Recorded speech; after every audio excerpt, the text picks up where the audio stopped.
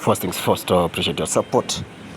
So I was working on this Samsung washing machine AI, the latest model, that was giving a water error.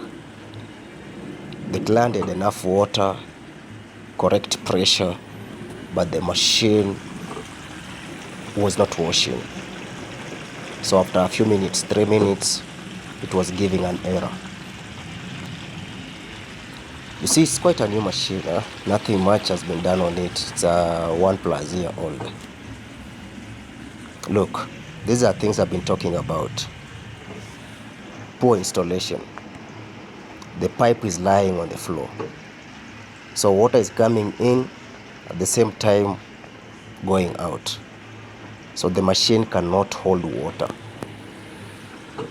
Imagine this has been happening for the longest time. She has wasted water.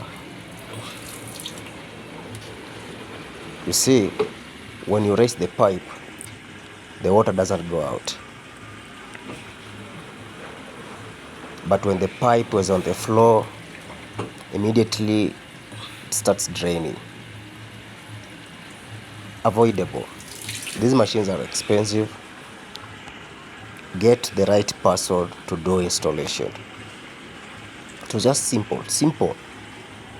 If the pipe is too short, get an extension.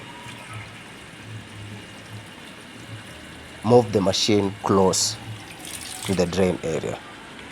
So when you're buying a washing machine, these are things you need to consider. The area you need to install the washing machine. So what I did is I extended the pipe, switched the machine to face the other side because it was quite exposed to the sun and also dust. So guys, siphoning will mess up your machine. Water bill will go up.